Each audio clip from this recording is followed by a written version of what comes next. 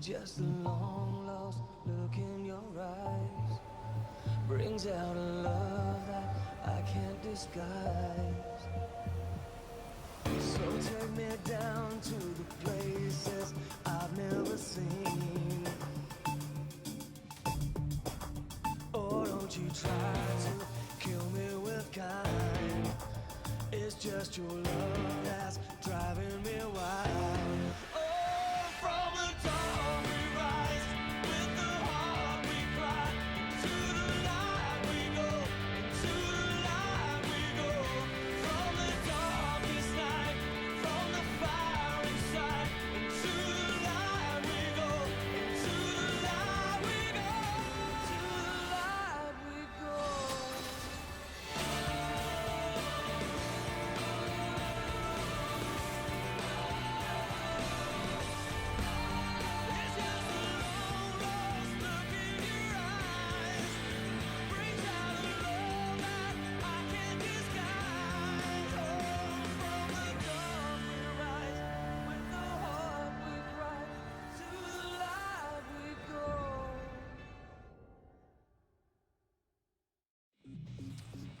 We're back here, guys. It was the end of a very long game. Number 2 went to over 50 minutes, but it was not a fun one for our SKT jungler, Blossom. It certainly wasn't. UmTi had the Kha'Zix finally, and SKT said, let's show some respect. We'll take the Jax. We don't want to take Zach and have our tank jungler shut down. The Jax, unfortunately, was the double-edged sword that Blossom will represent for SKT in every series he plays this season before he really has enough time to fully get acclimatized to professional play.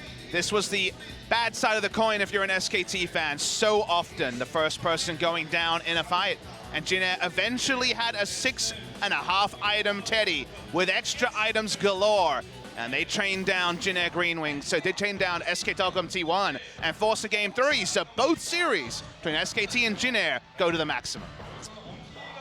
Well, there were a couple of times where UmTi looked like he was getting into trouble, but he kept his cool. Really the only time where it looked not so great was where he got caught by FLICKR that one time. But SKT, you could tell they were really trying to make things happen, especially here after the Baron was taken. They go for the turret dive and lose 2. Get 1 on the backside, but in the end, this was what ended it. The Xayah just way too strong. They're diving so desperately for kills. Watch how many autos it takes to kill people. There's 2 autos to Blade Caller dead, 3 autos dead. He is unbelievably fed. Finally, with Ornn and a Rakan, he gets the Molten Edge and a 50% damage amp. Teddy needs as much time as possible. When he gets going, he gets going. Massive amount of damage dealt by the Xayah this game, and I like the Zoe damage, not as oppressive as some past Zoe performances.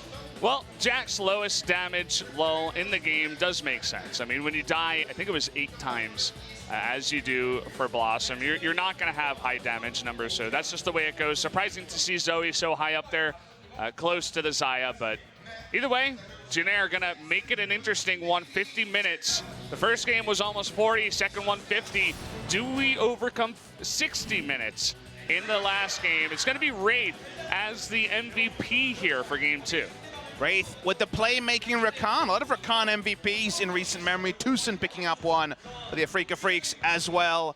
Able to make the plays. And Xayah Rakan the first time, the second time, didn't work out for Teddy and Wraith. We said this is a duo that plays like Xayah Rakan plays into their hands, but hasn't actually been working on the Rift. It does in this game, and some great playmaking by him. So you can see deep in thought, he still has that really cool watch on that I mentioned before game 1.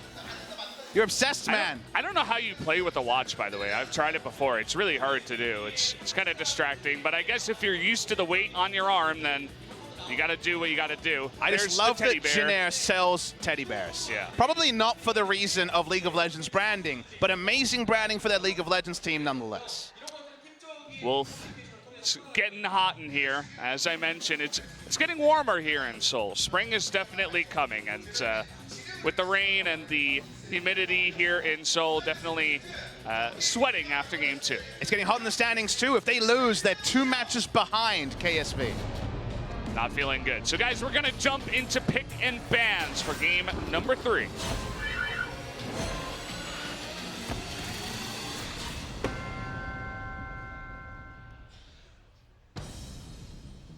So far, the bans have not been rewritten, but only one on the Rift so far from the Skarner. With Skarner, GP, and Gnar on the blue side in Game 1.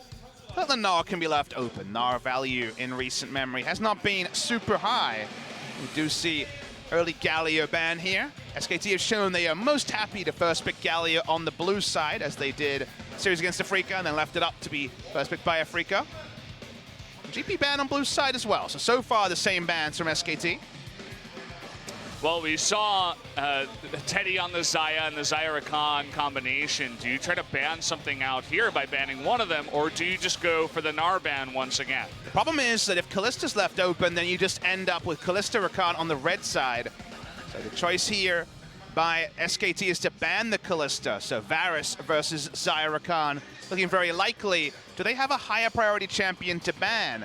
Thinking about something like Zoe. Now they're saying Zoe first pick because the Rise has been taken off the board. In exchange for Xayah Rakan is our expected read on the draft. SKT can also just take the Xayah, and we have not seen the performance on the Zoe yet by Justice. But SKT, they don't seem to be in the mood for the Lovers bot lane, even though Bang & Wolf, some of our elder statesmen, will take the Zoe as it's left available. Yeah, it could just be a mind game hover with the Varus saying, okay, we might be thinking about this. It does mean that the Ezreal would make its way through because Bang, you know, it's one of his best champions and it wasn't banned here. Hovering the Bard, maybe Jin Air doing a little bit of funky stuff themselves. They will not first round Bard. That'd be insane. They're going to take Xayah Rakan, as you'd expect. Yeah. Taking a while on the hover. They don't have to take Rakan at this pick because you're not expecting a non-Kallista Rakan lane. So we're probably going to be able to have a bit of flexibility if they want it. They can also just continue to respond. Very excited to see what their mid lane choice is. Taliyah is, of course, the obvious one. Have not seen Justice on Taliyah yet, but it is a staple of a mid lane champion pool. They'll just take the Rakan, so they don't feel rushed. Seems like they're committing to mid lane and bot lane in the first round. Blossom hovering his comfort. He is the Kha'Zix Rengar guy. After game 2, maybe you set him on comfort because he certainly did not look comfortable on the Jax after going down 2-3 times early on in the game. Picking the Rengar that early, though, would be kind of interesting, so they switch it over to the Leona again. Yeah, they like the Leona very early, but this has been increasingly a matchup against Xayah Rakan, so they're rolling it back here, happy with the Varus-Leona matchup. Mid lane expected. We mentioned already one choice. You can also go into the Malzahar and play through mid lane. Not as hype as the Taliyah for many people, but a staple mid lane matchup. I think if I'm SKT, I start banning away Kha'Zix and invading junglers, and you just take a tank matchup. You want the Zac if you're SKT at this point, I would say. Go for something with strong initiation. Yeah. Sejuani is still left available, by the way. Did not get banned here by either team. But, of course, some jungle bans are going to come on through here. Jin Air going for the Jarvan ban. I feel like Sejuani is higher ticket for SKT than it is for Jin Air. UmTi this season has not found success on the pick. He's 1-6 on the Sejuani. Wants to just be jumping on a Kha'Zix and messing some fools up. That's the way he plays League of Legends. Blossom also, but differing responsibilities, differing drafts. Kha'Zix would make sense for deleting mid laners because you can just ult into the Kha'Zix isolation damage many times. A lot of time spent on junglers, and SKT fans will be happy that they see a Jax ban. I just started laughing the second I saw that. I'm like, really? You banned the Jax right after he just went 0-8 on it? Interesting choice, but perhaps they think it's just a fluke, just a one-time thing. And maybe they're happy to have Kha'Zix versus Zac. Maybe they're happy to have a farming jungler against an invading jungler. So this would cement that. Trundle the final ban. SoHwan showing that he likes to play last pick top lane picks like Illaoi and Trundle on red side. Largely a denial pick. It fits with the comp, but does stifle UmTi a little bit. Seems like UmTi is going to be much more of a role player in this particular game. They will still last pick for SoHwan. And I think Sion on blue side would represent the safest lane possible for SKT. They will be worried about an Illaoi, but the Illaoi performance wasn't fantastic from SoHwan, and that was in the Ornn matchup. I feel like Sion even does better in the Illaoi matchup than the Ornn can. So they will take the Sion, as you would expect. Lots of lane power here by SKT. I don't pick his jungle. What will Blossom be assigned? Will he be unleashed or will he be shackled? The ZAC made a lot of sense in game 1. They looked past it. It will be defaulted to in game 3 unless we see a last-second change. And I love seeing Koma in the back. He's giving him a pat in the back. He's saying this is the right pick for the comp, even if it is not the comfort for SKT. And they have won with Blossom on ZAC before. Really like that little show of support. I'm sure the young jungler needs it.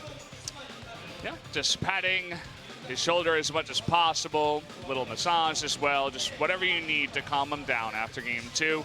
I'm sure he'll be ready to go. Thinking about an Ornn here. Oh, as yes! the last pick. The hyped top lane matchup. Nice. Sion versus Ornn. Who gets the banner of command earliest is the funnest lane to cast of all time. I'm even saying funnest. Great English right there. But Jin Air Who GreenWings. invented that language anyway, Papa? No one knows. You know what this game has invented? Team fights. There's team fights everywhere. Everyone is desperate to team fight on both sides. SKT a little bit better around the siege. The team fight comps here. This is a game of vision. You get deep Tracker's Knife wards in and make the ZAC accountable, you're fine. If the SKT starts to roll, though, a snowball on the side of SKT with a fed Zoe and a ZAC able to come out of vision, then I think SKT wins. They have so many options on the engage. Top lane, it's going to be a slugfest, but not an exciting one. But team fights abound means hopefully some hype times on the Rift.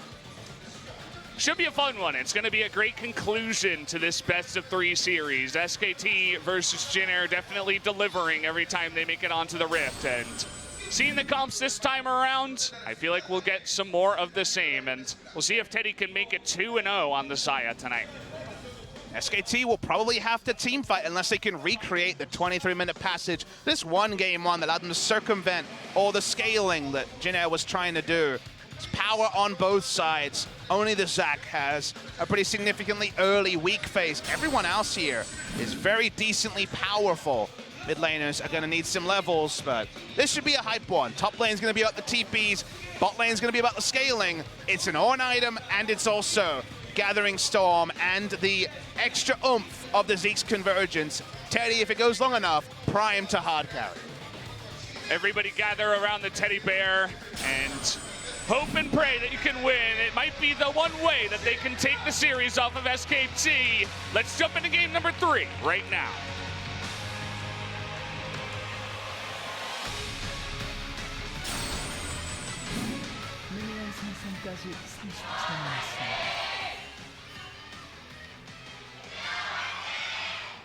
Certainly a much more high-pitched cheer from the crowd whenever Jin Air comes into the stadium. They brought their fans with them. We've also had a very predominantly female fan base for a long time. Kuzan had a lot of fans when he was on Jin Air. He was kind of the leader of the band that captured all the imagination. Now it's largely going to be Wraith on their side, praised for his good-looking appearance by the Korean fans and casters and basically everyone. I love telling everyone about how good-looking Wraith is.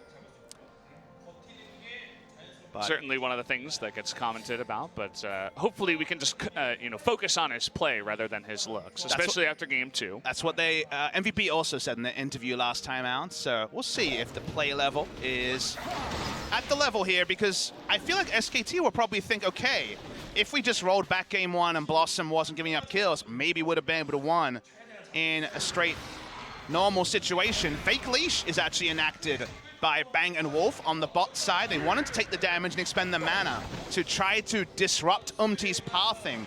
Usually we don't see that big a commitment, but they purposefully took damage and tried to protect the 2-buff take on the top side. Unbeknownst to them, it was a bot side start. It's going to be cemented when we see UmTi walk over vision. It's very common to see red side, red buff into contesting the 2 camps by the ZAC, but this is a 2-part plan to allow Blossom to leash both his blue buff and his Gromp and get the fast level 3.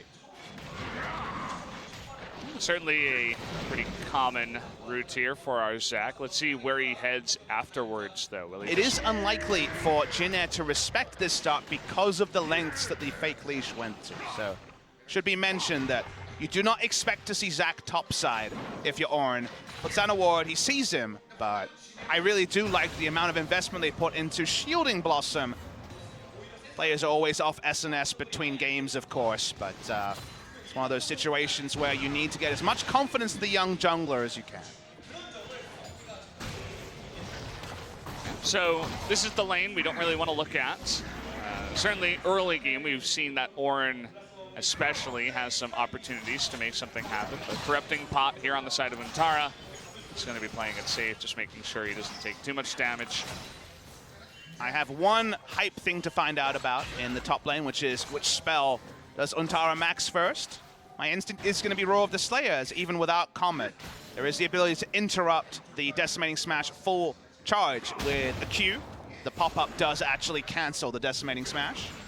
We'll find out very soon, though, I'm sure, on what Untara is maxing. But apart from that, you're right. It's all about watching the other lanes and waiting for the teleport play to happen.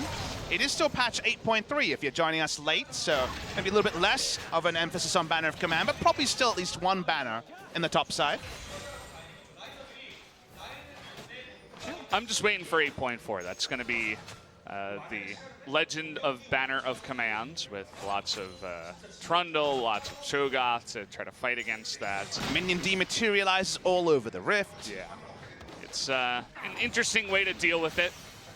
Certainly when you buff one thing, it's so hard to balance this game, which is why, you know, some people balance wine from time to time. I'm like, well, there are so many champions and items and objectives and different compositions, and there's just too many variables to get it right every time. So, well, we're going to have a bit of a fight here as actually SoHwan is going in, kind of cutting my balance speech short. But, I mean, in terms of your speech, it's hard to balance. I feel like Riot was aware of what was happening. They talked about the fact that they were bug fixing the banner for the first time in a long time. There was PB videos.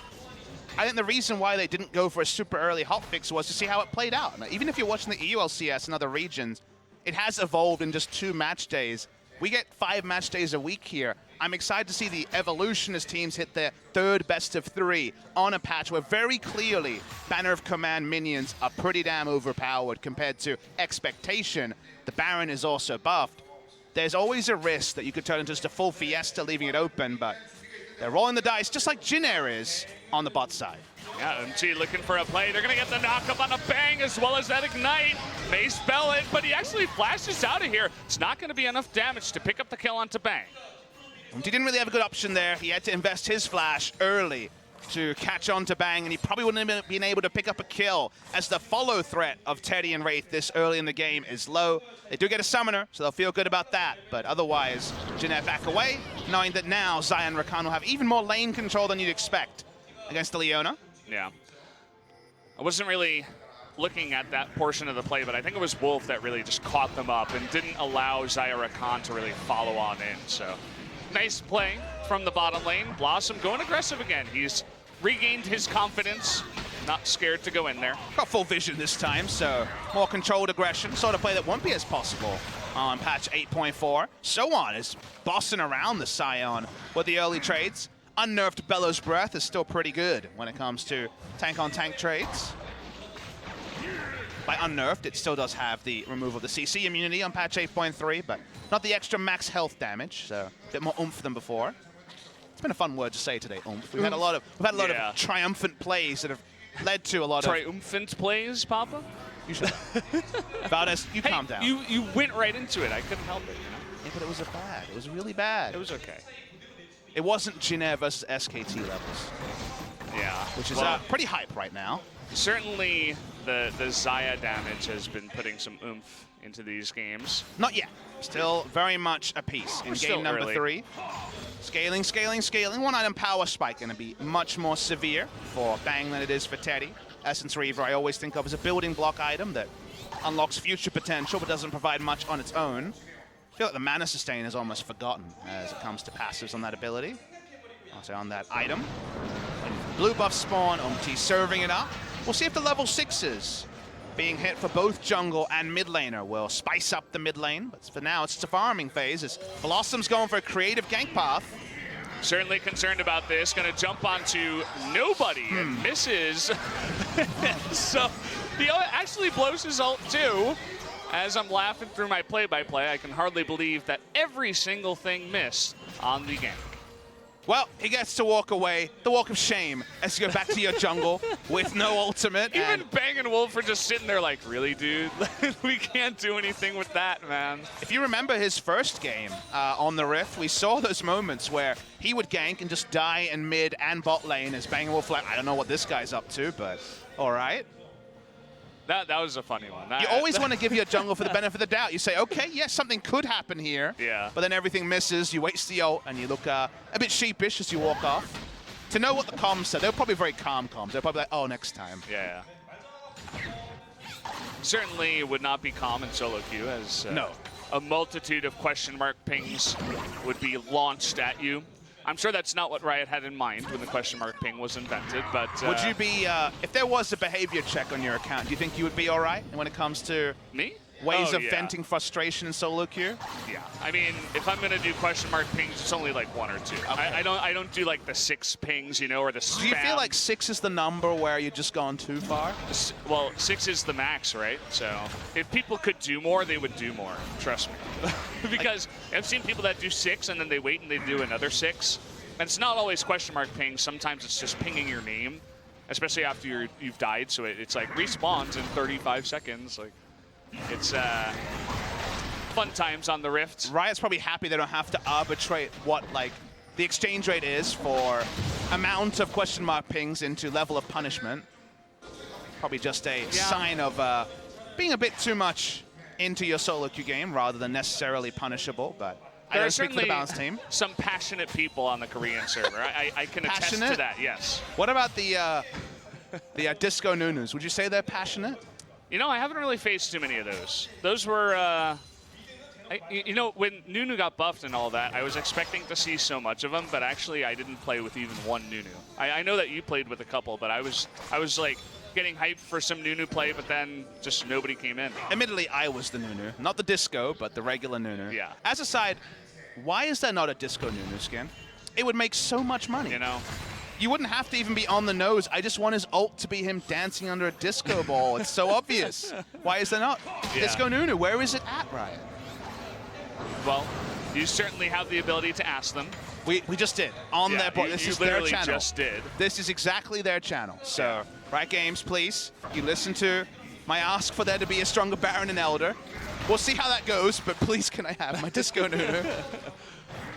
Well, certainly as Nunu got a bit stronger, as they put in some heavy buffs, which, by the way, I do like. I like when games put in some heavy buffs instead of nerfing everything.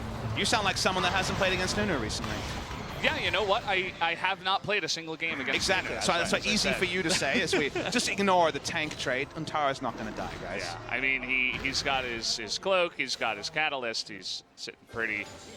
Do you notice that Justice will have the big gold generation advantage in this particular game? What caught it though is, in this particular game, Wraith has to flash. Didn't actually have Xayah to go to. I just want to mention his Remnant of the Watchers rushed for Justice, able to get his gold generation quest on. Whereas for the side of FLICKR, he's gone QSS, so less combat stats for safety. There's definitely going to be a damage lead and also a gold generation lead. And that will eventually start to chip into SKT's gold. Is Blossom still interested in bot lane? Oh, Teddy, he might have stayed just a little bit too long. The flash comes in, and that's going to be enough. First blood goes over to Wolf on the Leona. The overstay was real, Valdez. We already saw the return to base coming through for Wraith after he had to use his flash. It was too risky there. Taken out, didn't need to, and the turret will roll down as well. A fantastic start here for SKT. There wasn't much action in the first 11 minutes, but then one small mistake, nice vision control out of SKT, gets them 1 kill and the turret even in the bot lane. And I see the replay. Notice that the Wraith, the support Rakan, was in base. Teddy wanted to outplay, but if you notice the CC bar, it never elapses. It's the entire length of the duration of his death. Condemns the turret to go down. Looking to turn it into more on the side of SKT, and they even pick up the bonus Infernal. Big swing in the game at 12 minutes. Nicely done. This is what I was talking about in game 1. Generally, when you get a big objective down on the bottom lane and a kill, you try to go for that Rift Herald, but seems a little bit too early, and Untara was noticing it, was going to come down, and sees that UmTi, in fact, does back off of that Rift Herald. I mean, Teddy dies with ult, but he would have had to use the ult early and wouldn't have been able to bait more than one spell, would have still died. So it was really about his positioning there, not just the lack of using his flash or ult. He'll return to lane, push up, but the gold lead this does provide SKT. We're already just a hairs ahead. Allows the Rage Blade to be complete earlier than any items for Teddy. Allows bot lane to be unlocked. Speaking of being unlocked, Leona can now roam the map first. That's the Solar Flare available. And now the rest of the laners will have to kind of pay the penance for Teddy's overstay. Bang backing off in a big way here. Looking just for the Krugs. I thought maybe he was scared about a dive, but as we could see, there was no dive coming. Vision control for Jin Air largely around bot side, and there's no reason for him to be in lane until the minions push up. So opportunity cost there kind of basically lends itself to staying out of lane until there's a reason to be in lane. Yeah. Options you have when you have a turret lead is to duck out, duck in, and raise the question marks for Jin Air. Certainly like the min-maxing as well, just saying, okay, well, hold that thought. We are going to have a bit of a gank here as the kidnap comes in, but the flash goes out as Just is forced to blow his flash to get out of that one. Blossom finally finding some success on the ultimate, that time successfully gaining a summoner spell. Bot lane, UmTi was there for a lane gank as Wraith was out of lane as well, but they have a little bit of deep vision, not enough to truly tell them where UmTi was, but they read the play very well there. The SKT's bot lane. SKT on the front foot, feeling confident, extra flash onto FLICKR. Looked kind of like an awkward portal jump there, but it gets the job done in terms of landing the Sleepy Trouble bubble. Second ult to lane we see from Untara. While he is Glacial Augment, do note that he can roar the bannered minion away, which is an option to at least delay the effectiveness of that. We haven't actually noticed whether he was maxing Q first. My apologies, haven't kept my eye on that one. As around the turret. Certainly was looking for some kind of play, but as UmTi was nearby, he does stop the dive here onto the flashless Justice. Oh, but they might go in here onto UmTi. At least the smite comes down, and there's that chunk damage we know and love out of Zoe. Definitely starting to happen. Only Cinderhulk and the start of a Warmogs for UmTi, so a lot to worry about. Every time we see those sort of plays, going to try and invest a couple of members to defend the red buff here, will Jin Air. They find themselves in a pretty similar spot as game one, where they're looking for the delay. Both teams have a team fight comp, and that ends up making the game more snowball than you would expect. If both teams have a pretty similar identity, a gold lead very often means turrets being down, vision moving forward, and the only counter for Jin Air to a team fight is team fighting better themselves. The gold disadvantage that's so hard to do. So Jin Air will want to reach a couple of important item spikes, and that represents at least one more item onto Teddy. Banner of Command, you mentioned it in the beginning. Well, it is completed. First onto SoHwan. Untara still waiting on that item. Gets the Abyssal Mask first. It'll take a long time for Untara to push through it. He has gone for Roar the Slayer into the W, so respecting the interrupt coming through from the Ornn Q. Does mean doesn't have as much physical damage wave clear, so has to meander around, kind of frustrated at the banner minion. One of the reasons you want to do this extensively against a Sion is that Sion often has the ability to outpush basically any tank laner and then roam first with his ultimate. So even making him more accountable for a couple more seconds, even delaying him, removes the chance in the mid game for Untara to roam first and allows SoHwan to often reach a team fight at the same time as a Sion. And from the team fight, he has the ultimate, he has more team fight control. So Banner does get a nice little lead for SoHwan. Blossom down a level here against UmTi, but he's still just mirroring him in the red buff side, not letting him get away. Keeping complete vision and control in there, even without too many wards.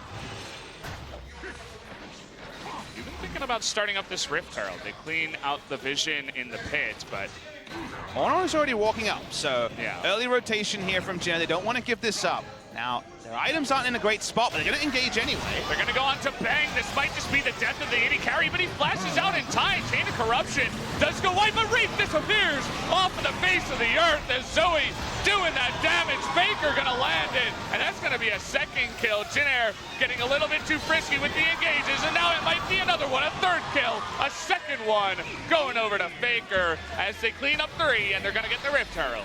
The aggression that would have worked in Game 2 is out of place for Jin Air in Game 3. We mentioned, wait for your item spikes, do not get too aggressive. Summoners were still up on the side of SKT. Banker pop over the wall. It didn't matter if the initial CC goes wide from SKT. Watch the replay. Again, remember, the items are not there. Still, Jin Air say, we can fight, we can wombo. Bang gets out, and that's where the team fight turns around, is that there's relative safety for the carries of SKT. There's no safety, as Justice does precisely nothing in this fight, to the fact that the rest of his members had died. There was no front line.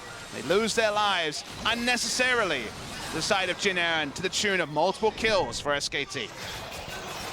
It's just been kills plus one more, the bonus stuff here for SKT. They get the kill bottom lane, then they get the turret and the Infernal Drake. And this time, Engage goes wrong. They get 3 kills and a Rift Herald. So, as you mentioned, everything's certainly going right for them. 3,000 gold ahead, and now they're looking for more as UmTi, the Arctic Assault, is down here. He does have his flash, but he kind of flashes into the darkness, trying to get away, but it's 4 members against 1.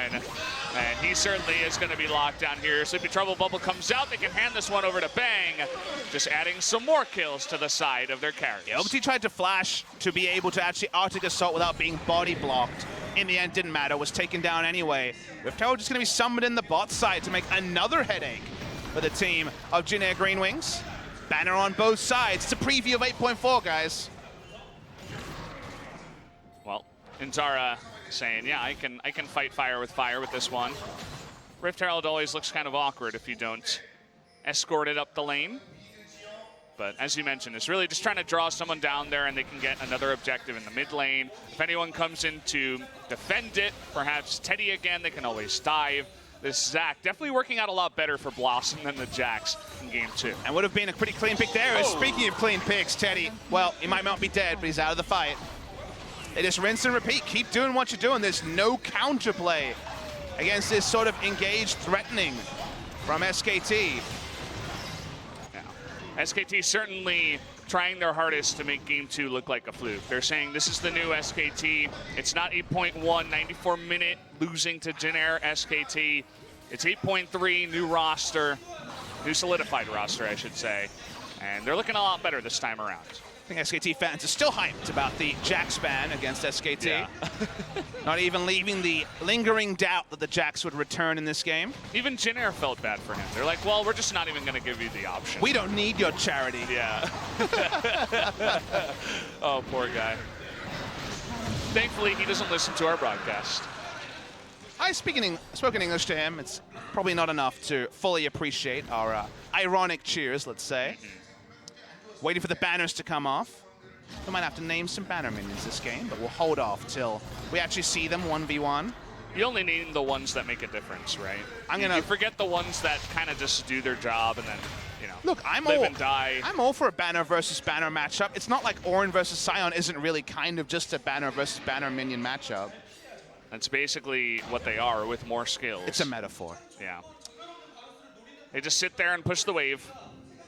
I miss the days of Lee Sin top, you know, even Khan on the Jace. Like, we don't really see that all too much. Oh, come on. We've seen enough Khan Jace this season. Like, what I'm saying is the standard, the majority of what we've seen is not the most fun. I'd like to bring back carry versus carry. But the reason why I object to that is I really like seeing Voyboy on the top lane Lee Sin. Sure. Some of the other ones not great. Mid lane Lee Sin, Froggen was pretty good. The other ones not great. Like, I really like Khan on Jace. Other Jaces, NA Jaces, no thank you. So it's still a very limited thing where you're right. There isn't always players that have kind of champions they're really pocket picks with. Think of ADD and Sion. Even when ADD picks it, you feel pretty hyped about it, right? It's like, yay, it's ADD. It's his Sion. We could do with more of the pocket picks, but we're still getting Khan's J, so that's happy to see. We've had our fair share. We had Riven, we had Fiora come in a couple times. Guess can't complain too much. SKT, they're really far ahead for 22 minutes into the game. About 6,000 golds here as they just try to get all the vision in the world around the Baron side. Pretty standard stuff out of them. And only now did Jin Air realize they need to be ultra defensive around their play. They got too excited previously, put themselves in a bigger hole than they would have wanted at 23 minutes, or thereabouts in the game. They don't control much of the Rift, honestly. Not really much ability for them to stake claim to things other than their own Raptors, and even now SKT's contesting those. Thermal Bubble is going to go wide, which certainly would have saved some damage on the side of Jin Air. But they have pushed them out quite efficiently, so they're going to go in and clear out some of these control wards that Jin Air has. They only have one more in the inventory currently. That's on UmTi right now. So you notice that Justice does go back and pick up 3 extra to help out with that vision. Thinking about a play here, but actually it might be Blossom who gets himself into trouble. Although he is going to kidnap the Sejuani here, and it's way too much CC. UmTi, once again, a little bit too frisky in the front. Decides he wants to be kidnapped, and down he goes. And unfortunately, UmTi's play on the Sejuani has very often left us much to be thought about, just because he's going to move towards 1-7 if they lose this game. They're on pace to do that. He didn't have flash up. He used the flash to try to get over the wall on the bottom side, and that just meant he was kidnapped. You can't Arctic Assault out unless you Arctic Assault very early. It gets interrupted by the Let's Bounce, and that means that he goes down. The Baron is free to SKT, and 23 minutes, a play decided the game when SKT was last on blue side in game 1. 23 minutes, they're going to try and break the base with the first Baron. So we'll take another look here. He uses the Q aggressively, and it's just free. It's a free kidnap because he doesn't have flash to get out. Great counting of the timings on the ultimate there by SKT. They knew that if they ulted, there was no flash available to UmTi, but too easy. And second time that UmTi has looked for an engage. I imagine the first one was a team call around the Rift Herald. This one also decides to go in with no exit plan. And if we're going to criticize Blossom for it in game 2, we have to say the same thing about UmTi in game 3. Sure. I mean, he's sitting at 0-3, definitely not the best score in the world. For a jungler, they've been struggling so far in this series. Let's see what they can do. Now, Baron buff 2 minutes and 30 here as SKT look to push in. UmTi wants to make a play, wants to redeem himself, perhaps, with a good ultimate into the back line. He may just be able to do that, but I think at this point, Bang might even have his QSS. We're looking at Untara, who does ult away, so it is Sion, of course. Smite onto that particular banner. Cannon minion is 8.3, just to reiterate one final time, so isn't going to be deleting turrets in half a second. No QSS just yet, but decent amount of magic resist at least. Some good survivability for Bang. As they're pushing in, the siege is nice with all the CC. You got the Zoe. There's going to be the engage. They get up to Bang here, and they have all their CC being used, but he just flashes away. He's way too tanky. They don't have enough damage. Now SKT trying to get into that back line, but Jin Air have sufficiently backed off and survived up until now. If Jin Air had played that fight out the same way and not given away 4 kills, contesting the Rift Herald, maybe they would have had enough gold to make the engage work. It was great timing. It was great target selection. There's no damage on their side because they donated a 10,000 gold lead to the side of SKT. SKT can shrug that one off. They can try to return onto Bang, but if SKT make that same play, they've got the damage items to actually make Jin Air pay for it. Good job there from SKT. At least Jin Air was able to get the flash off of Bang. But now with QSS available and even a Zeal added to the items of Bang, it's going to be even that much harder. Well, look, count the flashes. 1, 2, there was 4 flashes used by Jin Air in this attempt, and they may have got Bangs, but Bang can just be a little bit more defensive and be able to play out these fights just fine. FLICKR was absolutely stoked at having 4 flashes bonus in this fight to play around, but it did delay. Wasn't able to actually make Jin Air pay super for that one. The next time he probably will. Yeah, I'm pretty sure that Wolf blocked the Sejuani ultimate as well. They were looking to chain CC after CC onto Bang because he didn't have that QSS yet. So, whether it was on purpose or not, as Wolf was just going, he was diving headfirst into Jin Air, and it just so happened to hit him on his way in. Worked out in helping Bang get the small amount of time he needed to flash out of that one. And now the desperation starts because the perfect game is on in this game. Valdez. Blossom just ulted. He did. We won't talk about that. We will talk about the perfect game still being on for SKT. Ooh, okay. See if they can do it here. Bang certainly going to be a lot more aggressive now with his QSS available. Doesn't have his flash yet though, so has to play around that for a bit here. I want to continue making the play. I didn't catch whether Blossom was in vision when he wasted his ultimate. If he is, then you can be a little bit more aggressive if you're Jin Air. The kit without the ultimate is still pretty powerful though on the threat of the engage, as well. This is what happens for tanks against the bannered minion. And that's why we don't watch that lane anymore. Again, not the tip of the iceberg. That's all about patch 8.4. But yeah, you know these guys have been practicing on patch 8.4 for quite a while now. It's been a long delay to get 8.4 onto the tournament realm and onto the games. But they definitely know what's good for the future. Well, a slow push now coming in from SKT, but they've lost Baron, so they're taking it a lot slower this time around. Pushing as 5 in the mid lane here. Once again, Static Shift finished up on Teddy, so they have a nice bit of wave clear just on the one pick. Very difficult for Bang to walk up while his flash is down, so SKT are going to be a bit half-hearted when it comes to this siege. If they see the whole of Jin Air, go for the ultra respect, maybe you'll get a couple of autos, but short of FLICKR getting a pick, they're going to have a bit of kind of fake aggression. They're just going to corral the members of Jin Air into their base, and then when the respawn comes on Baron, that's when we expect SKT to be aggressive and decisive around the second Baron take. Got about 2 minutes until that time, so we'll see how they use those 2 minutes, probably just to get some vision in there. Zoe, FLICKR, he's having a pretty fun game so far. No deaths, sitting on 1-0-3. Has picked up now a death cap on his side, and only now is Jin Air really beginning to stack a bit of that MR that they will desperately need if they don't want to get one shot here. Predictably, Teddy is the highest CS numbers in the game. And for the hook of agility to join the BF sword on his way towards a Infinity Edge, and also will go for a QSS. The back timing is perfect, but I agree. FLICKR is getting to the oppressive territory, and the non-magic mantle is largely just to not take any true damage from FLICKR. Went for double magic pen this game. This is the calm before the storm. Feels like Baron spawning is when this game will really tick into high gear. SKT in a huge position of power. Very difficult for them to lose a team fight. You never want to count out Xayah Rakan, but Xayah being behind in items. Infinity Edge complete. There's probably a fight they win. Right now, doesn't seem like there is in SKT. Just looking for the pick to make the Baron the safest possible. There is zero vision around the red side jungle or the Baron, so Jin Air really have no idea right now. They just know that this ward is being denied with a very deep control ward from SKT. And the problem you have for Jin Air is who is the best case scenario person waiting in a brush? Is it Zach? Is it Leona? Is it Varus? All of them can pick you. So it's very difficult for them to face check.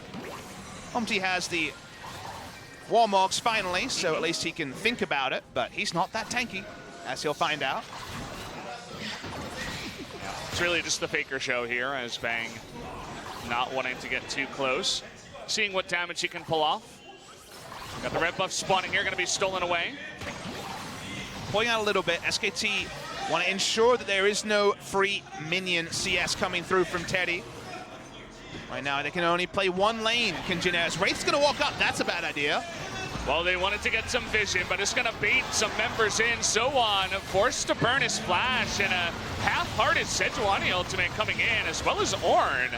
Well, the Forge God hitting everybody, but not doing much else, so they lose a couple of big ultimates, and they still have to back off. They all pressed their buttons there. It was a little bit questionable, I agree with you, Valdez, and the re-engage is still possible. A lot of critical ults available. No Solar Flare makes Teddy happy. But was a bit of a strange one. Execution left a lot to be desired. Bang missed his ult. Then we saw the Ornn ultimate largely just to zone away or move SKT back. Jin Air are desperate to find a second lane to farm. The only one that right now is showing up is bot lane, and only Ornn can go there. So that's their problem, is that Justice and Teddy can't farm together right now. Only one of them is farming every minion wave, and that's a big problem for Jin Air. Get a foothold back into the game. SKT know there's never been any vision around the Baron, so They're going to start up the Baron. It's definitely not going to be fast. That it will not. There's only 2 members getting onto it now, but they've brought it down to half HP. Smart. Jin Air, they're going to have to get close. UmTi looking for the flash here potentially, but he's not going to go for it. Will just give that one away. Did not want to go for the chance. And so the Baron, second one of the game, goes over to SKT. By the time they had enough confirmation, it was too far down. Smartly executed by SKT, and just a realization that with how corralled they had Jin Air in their own base, there was never going to be any vision in that pit, and it didn't matter. So they take him down, looking at the damage numbers. Been a bit more feeling like a 15,000 damage game by the Zoe, so she tops the charts in this game. Ornn somehow has just done 10,000 damage to Sion and really no one else in this particular game. See what the shop did bring Teddy. He got, okay, Infinity Edge and QSS. A lot of power was just loaded in. My read on Jin Air is that when you don't see the Smite steal, their thought instead is we need to recreate the attempt to pick on Bang and get Bang's flash down, then maybe we can just wave clear in the face of the Varus. So I could see even more aggression to try to force Bang onto the back foot. He has QSS and Summoners himself. But Teddy's getting items, and that's the only good news here for the side of Jin Air. That's a very big cannon minion. It's been fully buffed up by Banner Command and the Baron. The Bannon, if you will. It does get taken out. Kind of turned to mid lane after they saw multiple people wave clearing and bot. Blossom goes for a bit of a party leap. Wants to grab that magic shield. Yeah, that's Teddy in the back line, but UmTi smartly standing in the front. Gonna delay a nice bit of time actually for Bang to just move forward with the Baron and get that there. Slow and steady for the side of SKT. Still a minute 40, so 3 minion waves or so on this Baron buff. They're gonna target down at least 1 turret. Looks like Blossom's gonna look for a charge into mid. A 16 shot's not taken. Okay, they do not commit for it just yet. Yeah, slow and steady, as you mentioned. They don't want to take any chances. The engage at a Wraith is totally gonna miss. They take him out immediately. That's gonna be a double stun in the back line with the solar flare. And a kidnapped SoHwan now, looking for their second kill. FLICKR looking for more onto Teddy here. Can't quite get it just yet. Is gonna zone us up here, looking for some help. But Teddy does get the kill. Here comes Untara, decides to cut it short as they felt like they were taking it slow, but then after the 1 kill, they're like, okay, let's just go for it. And it might just be enough as they take out the inhibitor. If FLICKR got too frisky there, did not need to go for that pick. Thought if they killed Teddy, it would end the game. Instead, the game doesn't end. The inhibitor will go down, but just a single inhibitor going down for second Baron buff isn't a disaster for the side of Jin Air. They want to delay a second turret. That will be the rich reward SKT's looking for, but they're not willing to commit. So they stay alive. Only 1 lane has been broken so far. You guys will notice we do have the inhibitor timings on the right side, just above the mini-map there for our red side team. We're going to get the replay of this particular passage. Blossom did not take his elastic slingshot, so isn't there to roam. Wraith, you mentioned it already. He misses on the engage. Bang this time isn't going to walk up. Gets taken down in the front line. But it ends up being a nice second kill. A bit of stopwatch purchase there for UmTi, working towards his Goggo's stone plate. FLICKR, you know, he walks up, and if there's no Infinity Edge, this is probably the right play. The Blade Caller on the backside takes him down. Very nice timing coming through from Teddy. The items continue to pile up. It's only 3.5 for Teddy. That's the early game, as we know. Not a full fountain laser just yet, but the baby laser is going to be pretty powerful just the same. I mean, you can tell that Teddy is trying his hardest to carry his team on his back, but when you're down 15,000 golds at 36 minutes, it's a hard task, Papa. And do note that what did we say earlier when we saw them corralled into mid lane before the mid lane inhibitor went down? You can't have Malzahar and Xayah farming at the same time. They only control access to 1 minion wave. Malzahar is pretty desperately far behind his opponents. Overall, the laners between them have lost CS. Sion is also 60 ahead.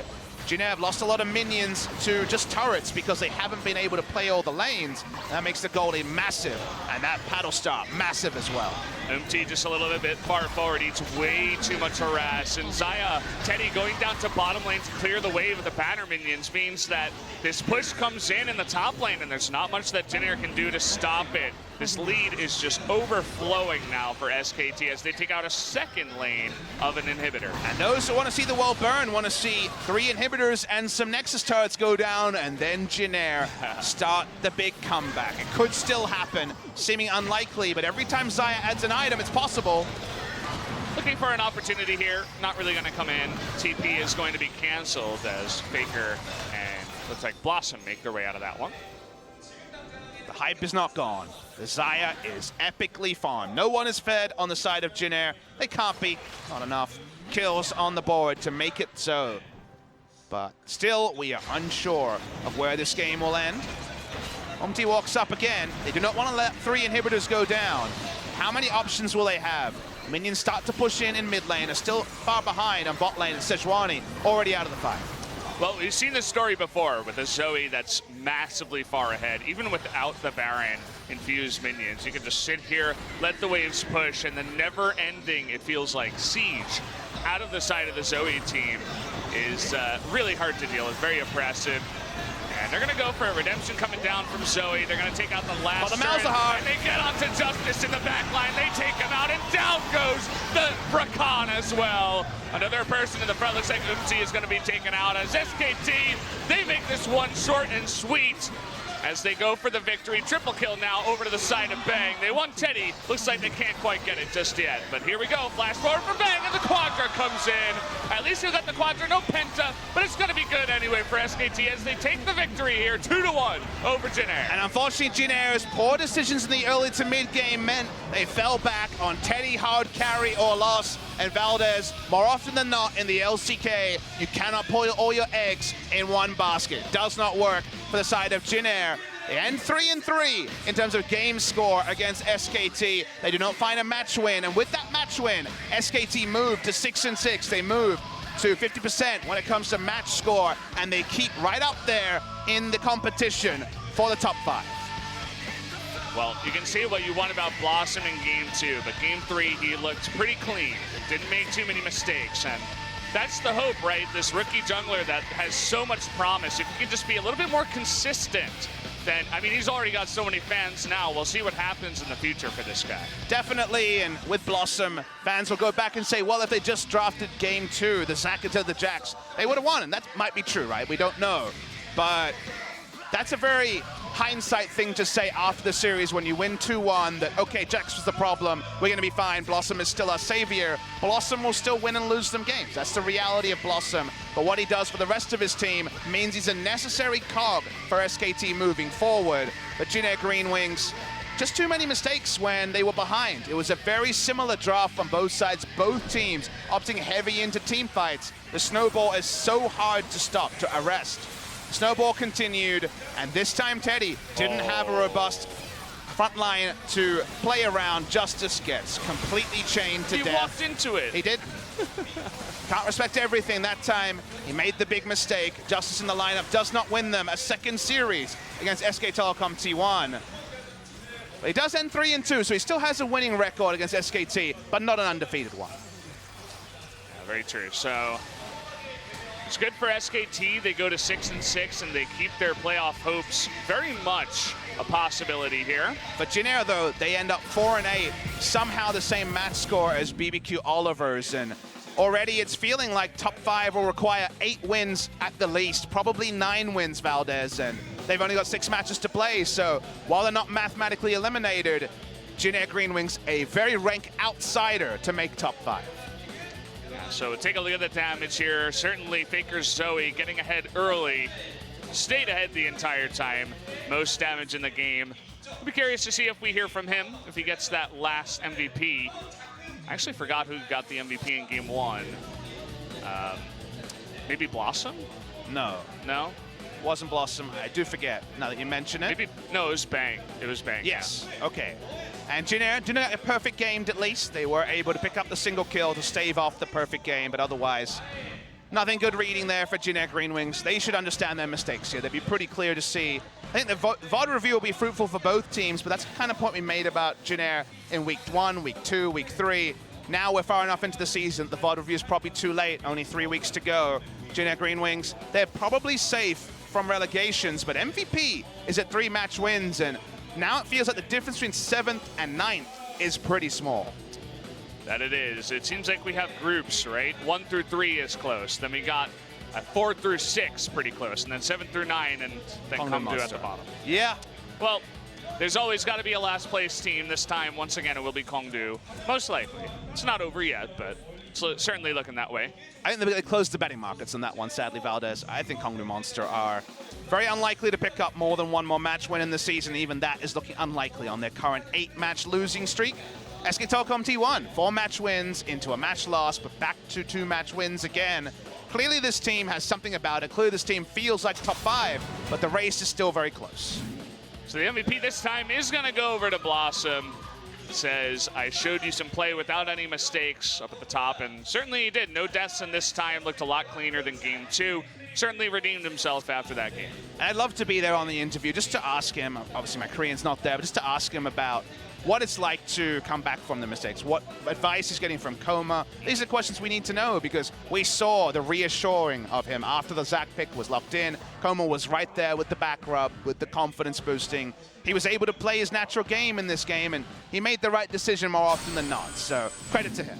So guys, we're gonna head over to the MVP interview here. I'll hand you over to Ji-sun to help translate. We'll see you in a bit. 오늘 경기에 승리를 이끈 뱅 선수 그리고 블라썸 선수의 인터뷰가 준비되어 있습니다. 함께 만나보시죠. Blossom from SK Telecom. 자, 그래서 오늘 준비된 첫 번째 경기가 마감이 됐습니다. SK So this is the end of the first game for today. SK Telecom taking down Jin Air in 2-1 score. Let's hear from the MVPs. Congratulations. 지금 쓰는 게 아니었는데, 네, 일단은 나중 쓰든 지금 쓰든 Well, he was not supposed to use it right now, but it's all okay. 축하하는 그런 멋진 장면까지였습니다. 오늘 경기 2대1로 승리를 거뒀습니다. So, how do you feel about the win? 쉽지는 않은 경기였거든요. It wasn't an easy game. 저희가 아무래도 1라운드 때 패배를 했던 We did lose out against Jin Air in the first round robin, 오늘 패배를 하면 정말 and 안 좋게 될수 we 있기 knew that we were 때문에 gonna in a bad condition if we lose out today. So I was really nervous before the games. 긴장을 했는데 오죽했으면 싶을까 하기도 So 하고 I was also worried about our rookies because even I was this much worried. I was sure that Blossom would have been even more worried than me. 그런 모습이 있었거든요. 역시 그 선후배 간에 끈끈함이 좀 있구나라는 느낌을 많이 받았는데. So I guess you care about the rookies a lot. 그 MVP를 받으면서 멋진 마무리가 됐지만 오늘 약간 So you did get MVP, but 어땠어요? today's game wasn't easy. 제가 되게 떨고 I was really shaking, 부분이 엄청 많이 and I am 보였는데 kind of disappointed by my 좀 plays. 위로해주고 괜찮다고 But our other players tried to cheer me up. Our coaching staff told me it'll be all okay. So I think that's how I won the next game. 감독님이 얘기를 좀 길게 하던데 그게 그 내용이었어요 그러면? Then what kind of feedback did Coach Goma give you? 계속 그 얘기밖에 안 해요. He told me to not to be nervous going into the games. 거의 큰 변화도 표정 변화가 없는 선수 중에 한 명인데 좀 더우셨나 봐요. 약간 And also, Bang, you seemed a little bit exhausted after the second game. 일단은 좀 진짜 이제 저희가 패배를 하면은 정말 큰일 날 수 있는 상황이기 때문에 I was just so worried about losing out today, so I thought it was a big problem when we lost the second set. 약간 긴장을 하게 된 것 같아요. And it made me feel a bit nervous, so I try to stay focused for the third game. 이겨야 된다고 하셨고 And also, Goma told us that we must win the third one, so yeah, I was quite nervous. 긴장하는 모습을 잘 보여준 적이 없기 때문에 우리가 그 긴장감 더 푸시면서 하라고 뱅 선수가 So, 평소에 좋아하는 We brought you, Bang, a special present. 콜라를 준비를 했습니다. We heard that you prefer this Coke in a blue can over the red one, so this is our present. 예, 상관없어요. 예, 상관없어요. 어차피 오늘 먹으면서 하니까 이것저것 하면서 서로 이제 드시면서. 자, 이러면 1경기 주요 장면들 굉장히 많은 장면들이 Yeah, 많이 let's check out 있었습니다. some 이번에 뱅 highlights 선수를 from 만든 the 시기를 한번 first 봐볼게요. game. 지난번에 우리가 약간 애매하게 잡았거든요. 이번에는 어떨지. 1세트 주요 장면 한번 만나볼까요? 드래곤 어패스의 한타였거든요.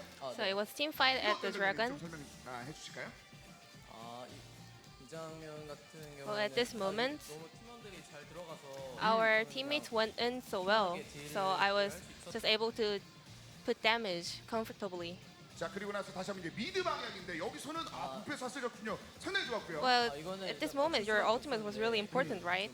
잡을 수 있을지 없을지에 대한 판단을 그냥 빨리 Well, 해서 그냥 I needed to make a decision really quick, so I think that helped us to get the kill. 그 경기도 그랬습니다만 맨 마지막에 사실 거의 끝낸다고 느낌이 있었을 때 또 아슬아슬하게 갑자기 뭐 이상하게 정리가 Well, 되면서 actually, and Jin Air Ace, 우리가 지금 사실 you guys, 지난 경기가 거의 이제 when 뭐 you were rushing to the 1시간 34분 Nexus, 경기 있었거든요. 그래서 네. 이 경기가 또 나오나라는 생각이 들 만한 were you really 위험한 worried 순간이 about 있었거든요. 그때는 replicating the game that you did with Jin Air in the first round? 그 상황 자체가 라이즈가 물렸었는데 그 봐달라는 콜이 있었는데 So our Rise was caught out. 넥서스를 치거나 타워를 쳤으면 끝낼 수 I think we should have just go for the Nexus rather than protecting him, but we made wrong decisions. 상대 팀원들한테 좀 근접해서 오리아나 공을 맞은 게 So yeah, I got hit by the Oriana's ult. So, 쳤으면 끝낼 수 있었는데. but if I didn't and I just took the Nexus, I think we could have won it earlier. So I think that was kind of my mistake. 그 라이즈가 궁 쓴 장면 말씀하신. 네네. And the backdoor with the Rise ult, 끝낼 수 있나 I wasn't really sure if we could take the Nexus down. But Untara and FLICKR told us that it is possible, so we just went all in for the Nexus. I think it was lucky for us. 블라썸은 어땠어요? 그러니까 어떻게 보면은 팀원들의 그 판단들이 있었을 때 선배들의 그 What about 의견들이 you, 뭐 Blossom? 주고받아지는 그런 순간들이 있잖아요. 그때 뭐 어떻게 하고 들었어요? 본인도 의견을 내고 막 그랬어요? 그 일경 How 때? did you think in that moment? 저도 형들 말 따라서 잘 된 것 같고요. I just listened to what my players tell me to do. 계속 싸우자밖에 안 해서 Well, my shot calls are mainly about let's fight, let's open team fight. So 열심히 노력하고 I just try to listen to other players in our team till I become a better player to make shot calls. 오더에 대한 욕심도 살짝 날만한. 어떻게 보면 위로 가는 길에 대해서는 당연히 욕심이 날만하니까. 오늘 경기 이 경기 끝나고 나서 사실상 걱정들을 많이 했었을 것 같아요. T1 팬 여러분들도. 그러니까 이 경기에 좀 어려운 장면들이 있었는데. So you did have hard time in the second set. 3세트 펼쳐진 다음에는 마치 2세트가 없었던 것처럼 But the third one, you guys were making a great counterplay. 선택이 비슷한 상황에서는 자크를 다시 한번 선택했잖아요. 그때는 팀 내에서 어떤 내용들이 What 있었어요? kind of feedbacks did your coach give when you picked Zach as a jungler? 하나가 하나가 더 있었는데 네. 제가 계속 형들이랑 감독님들 There were two junglers available for me to pick, 너가 자신 있는 거 하라고 네가 and our coaching staff told me to pick whatever I am confident with. So I said I'm gonna go with Zach. 그래서 자크는 이제 3승 무패를 이번에 딱 만들어냈거든요. 마지막 세트 So you never lost the game on your Zach. 느낀 장면이든 뭐가 있을까요? Is there any highlights that you wanna pick? 그냥 제가 딱히 잘했다는 장면은 없는 것 같고요. I don't think I didn't make any 아니에요. highlights, 잘한 장면이 있었어요. 바로 이 장면이죠. but let's check out if I had. 볼까요? 일단 이 장면에서 자크가 한성 주먹으로 일단 만들어낸 장면도 있었고 주요 이렇게 파고드는 I think you 장면들에 made 대해서 great 굉장히 engagement 좋은 on your 평가를 Zach. 받았거든요. 안 만족스러워요? Aren't you satisfied? 네, 제가 생각하기는 한 80% 정도만 생각하고요. I am 80% satisfied with my play. So 다음에 20% 채우면 yeah, I'm 되죠. gonna make more improvements on it. 했는데도 이 정도 장면이었으면 나머지 20% 채우면 굉장히 좋을 수 있을 거니까. 자 이렇게 해서 1경기 이제 3경기를 얻어내면서 경기를 마무리 졌는데 지난번 경기 물론 그 불의의 경우는 당연히 했었습니다만 언급하신 것처럼 그 1라운드 As you guys said, 진입한 이후부터는 starting from the second round robin, I think SK Telecom is back in a different rhythm. And here there are a lot of fans out here to support you. 저희가 그래도 조금씩 나아지면서 결국에는 I think we're 마지막에는 slowly 좀더 making improvements. 좋아진 So 모습으로 in the end, I hope we're 강팀들이랑 좀 in a 호각으로 higher 겨룰 수 ranks 있도록 and we can become a stronger 그때까지 team. 좀 노력을 많이 할 테니까 So 어떻게든 we're gonna try to do our best to practice, 플레이오프만 진출하면 and we're gonna just do our best to make it to the playoffs.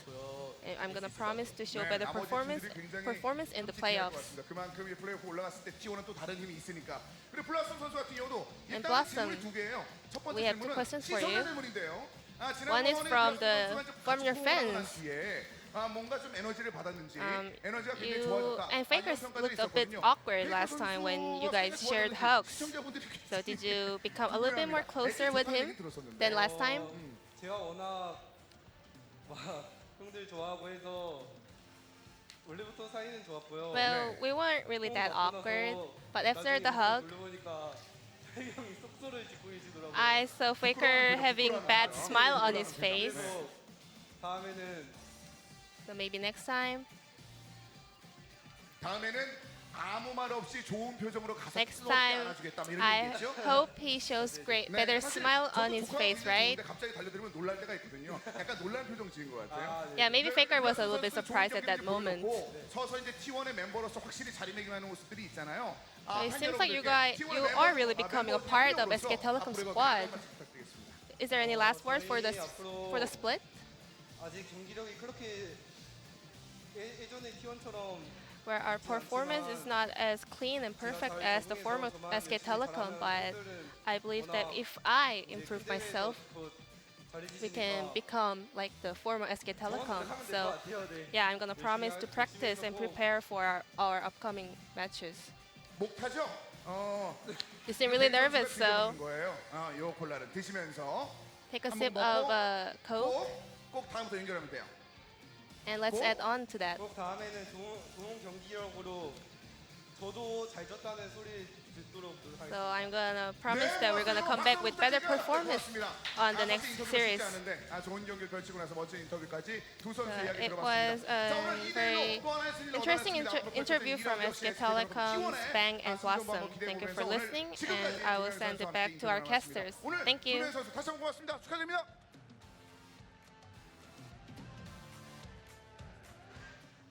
So a relatively tame interview there. By Spo TV standards, certainly.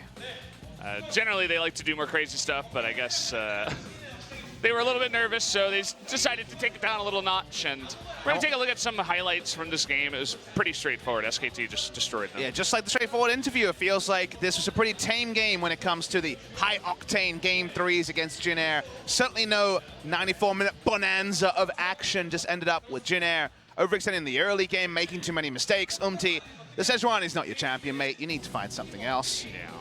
The Kazakhs, for example. But just too aggressive in the early game while they were scaling. The scaling never registered, and that being a straightforward win for SK Telecom T1. Spreading there at the end, not allowing Wraith to get that last engage was pretty fantastic to watch. As, I mean, this is basically just what happens when you're this far ahead. SKT, at least, they pull back. They look a lot stronger compared to their first series against Jin Air, which is a good sign, as they certainly need some more wins to secure a playoff place here. This feels like the dream matches are already there for playoffs. It does feel like SK Telecom will have to run the gauntlet. It seems unlikely they will catch top 3 with how many wins behind they are of a FLICKR KT and KingZone. Not out of the realm of possibility, but unlikely. SK team ran the gauntlet all the way to the final in summer. That time they couldn't pick up the victory. And still in the future, right now, we do see the SKT victory and how it affects the standings. SK Telecom T1, they are in 6th, but rescuing their game score, their -10 game score has been rescued. They are at 0 as we move into game number 6. And KSV, they're the big question mark, Valdez. We're going to see them play after the break. Yeah. KSV have been on about as poor a run of form as you could ever expect for a world champion team. They're against MVP, and you think, oh, this is their time. I'm not sure if it's as straightforward as that. KSV fans will hope this is a straightforward 2-0. Otherwise, KSV might even miss the playoffs. Yeah, it's kind of sad, but, you know, they lose to Rocks, SKT, KT, and Afrika Freaks. In the last 5 games that they've played, they have those 4 losses. So certainly up against the stronger teams, they struggle. The question is, how will they do against MVP in this last one? I was kind of jokingly predicting MVP to win with the Korean casters, but, you know, Jokingly? You never know, because I think they can at least take 1 win, Papa. It's possible, guys. It'll be about a 20-minute break. We are after 8 p.m., so need some time to load in for the players. Fun Series 1, Series 2, last on 8.3. The track is knife, I think, in the past almost. Yeah, so guys, thanks for watching. We'll see you guys once again in 20 years, so be right back.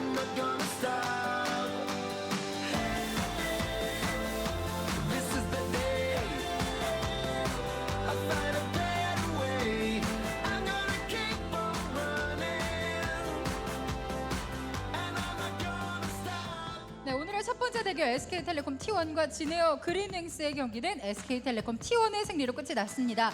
순위 반등을 노렸었던 진에어 그린윙스의 입장에서는 아무래도 아쉬움이 많이 남는 경기가 아니었을까라는 생각이 드는데요. 오늘 경기에서 보여줬던 그들의 승부사다운 기질이 남아있는 한 앞으로의 경기에도 계속된 기대가 필요할 것 같습니다. 저는 20분 후 KSV MVP의 경기로 다시 인사드리겠습니다.